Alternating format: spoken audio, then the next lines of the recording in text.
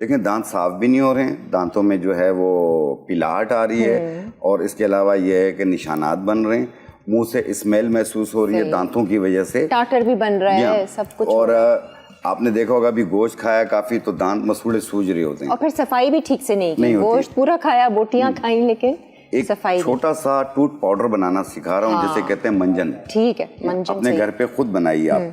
ठीक है, आप अनार खाते हैं, अनार के छिलके फेंक देते हैं, लेकिन पंसारी उसे जमा करते हैं। जी हाँ, ये अनार का छिलका है और ये इसका पाउडर है।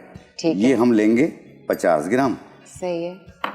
ये काली मिर्च है और ये इसका पाउडर है, ये भी हम लेंगे 50 ग्राम। ठीक है। और ये लाहौरी नमक है। अच्छा। और ये इसका पाउडर है, ये भी हम लेंगे 50 ग्राम। ठीक है। ये लाहौरी नमक पिंक सॉल्ट ही होता है? Pink salt. ठीक है। जी हाँ, इनको इस तरीके से मिला के इन तीनों चीज़ों को, हाँ, अनार के छिलके, ठीक है, काली मिर्च, हाँ, और साथ में लाहौरी नमक, ठीक है, इनको ऐसे मिला के बारीक पाउडर बना लें।